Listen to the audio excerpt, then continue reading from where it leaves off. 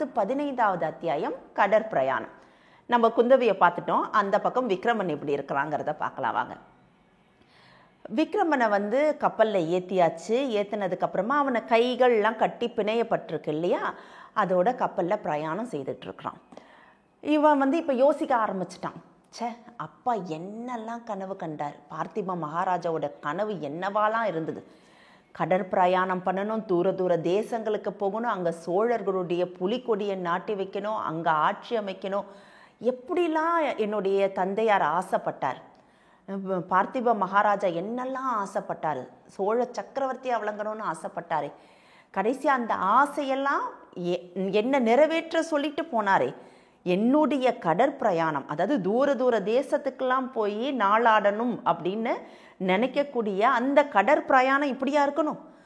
புலிக்கொடிக்கு பதிலாக சிங்கக்கொடி பறக்க பல்லவ சக்கரவர்த்தியோடைய கப்பலில் பிணை கைதியாக என்னை ஏதோ ஒரு தூர தேசத்தில் ஏதோ ஒரு தீவில் இறக்கி விட போகிறாங்க. அந்த தீவில் யார் இருக்கா, விலங்குகள் இருக்கா, இல்லை பிணம் தின்னி மனிதர்கள் இருக்கிறாங்களா, இல்லை அந்த தீவில் யாருமே இல்லையா, ஒன்றுமே தெரியாது. இப்படியா என்னுடைய கடற்பிரயாணம் ஆரம்பிக்கணும்.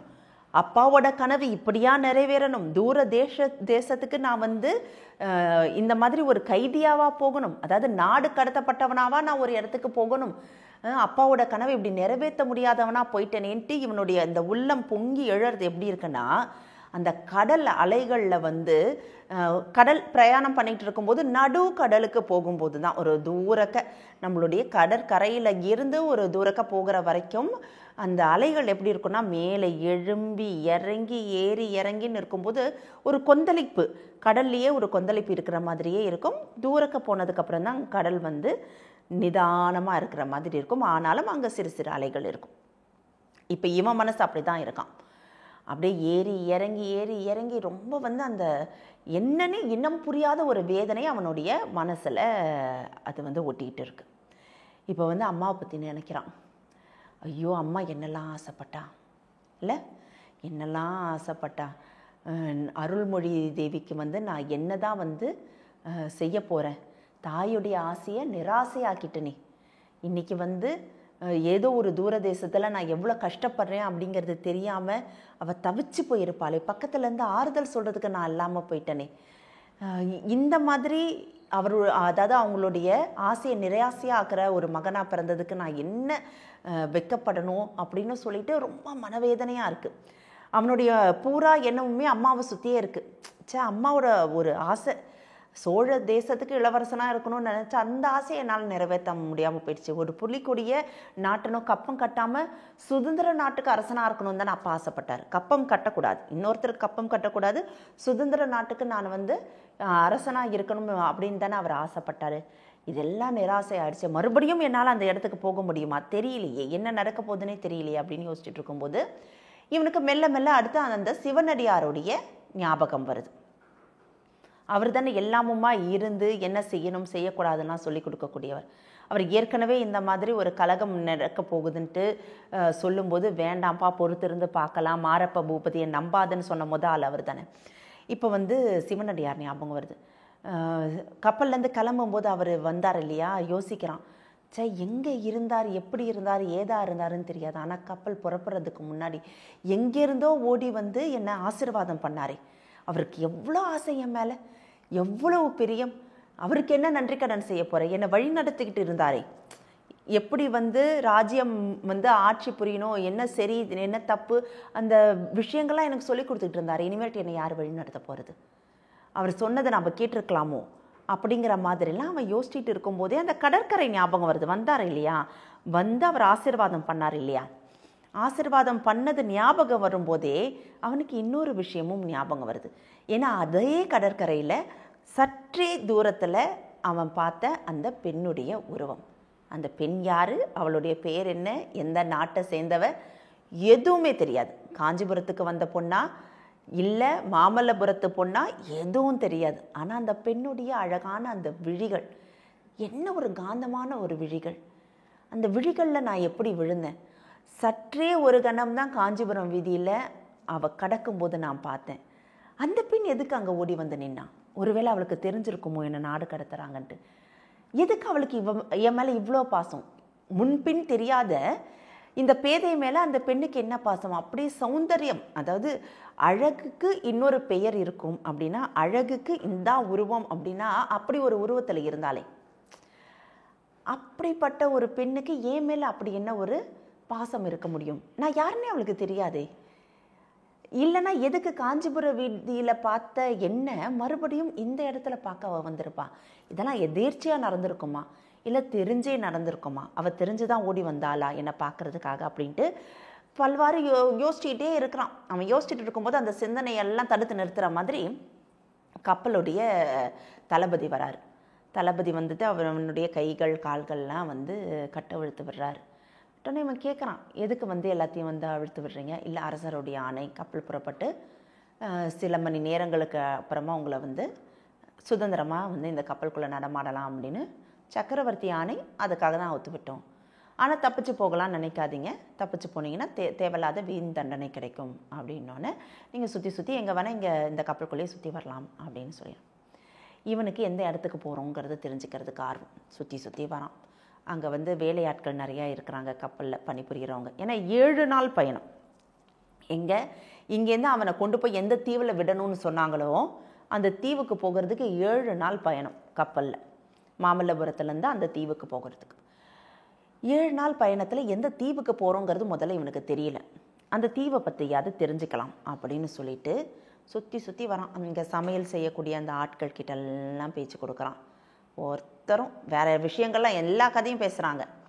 ஆனால் எந்த தீவுக்கு போகிறோம், சக்கரவர்த்தி எந்த தீவில் விட சொன்னார், என்ன ஆணை, எதுவும் கிடையாது. அந்த மாதிரி விஷயம் பேசும்போது மட்டும் வாய முடிடுறாங்க. சரி, தளபதி அங்கே வந்து கப்பலில் வந்து பணிபுரிகிற மற்ற எல்லாருக்கிட்டையும் பேசி பார்த்துட்டான். ஒருத்தரை ஒரு விஷயத்த சொல்லலை. சரி, இப்போ யாரும் சொல்ல மாட்டாங்க, வாய் திறக்க மாட்டாங்க, தெரிஞ்சு போச்சு. 7 நாள் பகல் இரவு பொழுது இந்த கப்பலில் தான் அப்படிங்கிறது நல்லா விளங்கி போச்சு. இதுக்கு மேலே வந்து ஒன்றும் பண்ண முடியாது அப்படின்னு சொல்லிட்டு அப்படியே வந்து கப்பலோட அந்த கடல் அலையை பார்க்குறதுக்காக ஒரு ஓரமாக வந்து நின்றுறான் விக்ரமன்.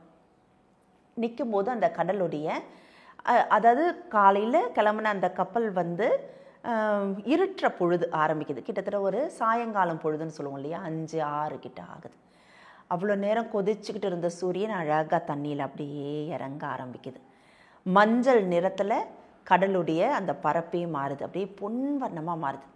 அந்த சமயம் பார்த்து நிலா வந்து உள்ளேந்து அப்படியே எழும்பி வருது.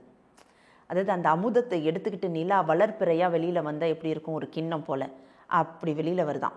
இதை பார்த்துட்டு இருக்கும்போது விக்ரமனுக்கு உடனே மறுபடியும் அந்த மதிவதனியோடைய முகம் ஞாபகத்துக்கு வந்துடுது. இவ்வளோ அழகாக தானே இருந்தாவ, இந்த பொன் நிறத்தில் தானே இருந்தா, தக்கன்னு ஜொலிக்குது அந்த கடல், அந்த பொன் நிறத்தில் தானே அவள் இருந்தா. அப்படிப்பட்ட பொண்ணு எதுக்கு நம்மளை பார்க்க வந்ததுன்னு மறுபடி இவனுடைய எண்ண அலைகள் கிட்டத்தட்ட அருள்மொழி தேவியை யோசிக்கிறத மறந்துடுச்சுன்னா மறக்கடிக்கப்பட்டிருக்குன்னு சொல்லலாம். ஒரு மாயை, அந்த பிம்பம் உருவாயிடுச்சு. அருள்மொழி தேவியை பற்றி இப்போ யோசிக்கலை. எப்போவுமே நம்மளுக்கு வந்து பாதுகாவலாக இருந்த சிவனடியாரை பற்றி யோசிக்கலை. ஆனால் இந்த பெண்ணுடைய முகம், பேர் தெரியாத அந்த பெண்ணுடைய முகம் மட்டும் இவனுடைய மனதில் வந்து போயிட்டுருக்கு. அதை அவன் லைக்கவே ஆரம்பிச்சிட்டான்.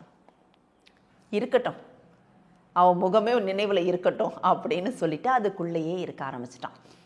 இப்படியா அவன் லைத்து இருந்த அந்த நேரங்களில் நாள் பொழுது போனதே தெரியல. கிட்டத்தட்ட 7 நாளே ஆயிடுச்சு. 7 நாள் கடல் பிரயாணமே முடிஞ்சு போச்சு. அந்த அளவுக்கு அவன் வந்து அவளை தவிர வேற எந்த சிந்தனையுமே இல்லாமல் இருந்தான். இப்போ உங்கள் எல்லாருக்குமே ஞாபகத்துக்கு வருதா, சிவன் அடியார் ஒரு தடவை சொன்னார் இல்லையா, அவருக்கு எவ்வளோ அந்த புத்தி கூர்மை பாருங்க. தாய்க்காக வருவான், தாய் நாட்டிற்காக வருவான், அதையும் தாண்டி ஒரு பெண்ணுடைய கண் விழிகளில் சொன்ன அந்த கதைகளுக்காக வருவான் அப்படின்னு சொன்னார் பாருங்க சிவன் அடியார். அது எந்த அளவுக்கு உண்மை பாருங்க. அந்த மாதிரி அவன் லைத்து இருந்ததில் இரவு பகல் போனதே தெரியாமல் 7 நாட்கள் ஓடி போயிடுச்சு. இப்போ வந்து தளபதி வரார், வந்து சொல்கிறார், இந்த மாதிரி இன்னும் சில மணி நேரங்களில் வந்து ஒரு தீவு வரும், அந்த தீவில் உன்னை இறக்கி விட்டுருவோம். எங்கே இறக்கி விடுவீங்க? நான் இறங்க மாட்டேன்னு சொன்னால் என்ன பண்ணுவீங்க அப்படின்னா, வலுக்கட்டாயமாக இறக்கி விட்டுருவோம். நீங்கள் இறங்குறீங்கன்னு சொன்னீங்கன்னா ஒரு குறிப்பிட்ட தூரத்தில் நிறுத்தி நீங்கள் வந்து உங்களை குதிக்க சொல்லிவிட்டு நீங்கள் நீச்சல் அடிச்சுக்கிட்டு அங்கே போயிடலாம். நீங்கள் வலுக்கட்டாயமாக இறங்க மாட்டேன்னு சொன்னீங்கன்னா கை கால்கள்லாம் கட்டி ஒரு மரக்கட்டையோடு சேர்த்து கட்டி உங்களை நாங்களே தூக்கி தண்ணிக்குள்ளே போட்டுருவோம். இது வந்து சக்கரவர்த்தியோடைய ஆணை. அதனால் எது எப்படியோ நீங்கள் எதை முடிவு பண்ணுறீங்களோ நாங்கள் அதுபடி நடந்துக்கிறோம் அப்படின்னு சொல்கிறாரு தளபதி. இல்லை நானே வந்து நீச்சல் அடித்து போய்க்கிறேன் அப்படின்னோடனே உங்களுக்கு உதவியாக ஒரு மரக்கட்டையை போடுறோம் அப்படின்னாரு.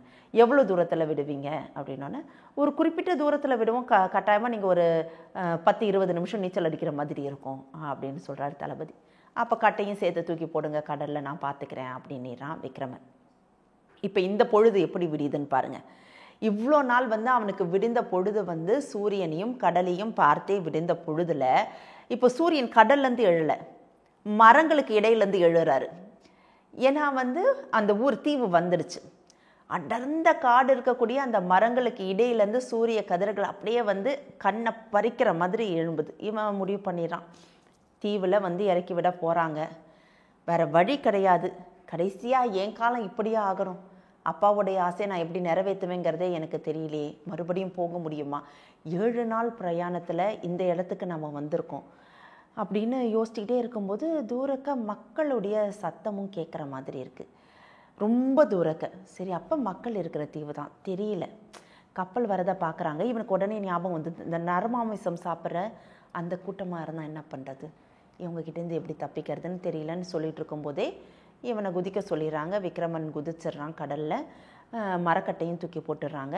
நீந்தணும் இல்லையா, கொஞ்ச நேரத்துக்கு நீந்துறான். கொஞ்ச நேரம் அந்த மரக்கட்டை மேலே உட்காந்துருக்கான், நீந்துறான். கொஞ்ச நேரம் மரக்கட்டையை பிடிச்சிக்கிட்டு அப்படி நிம்மதியாக போகிறான். இப்படியே வந்து விக்ரமன் வந்து சிறிது நேரம் வந்து நீச்சல் அடிச்சுக்கிட்டும் சிறிது நேரம் வந்து அந்த மரக்கட்டை மேலே உட்காந்துக்கிட்டும் போகிறான்.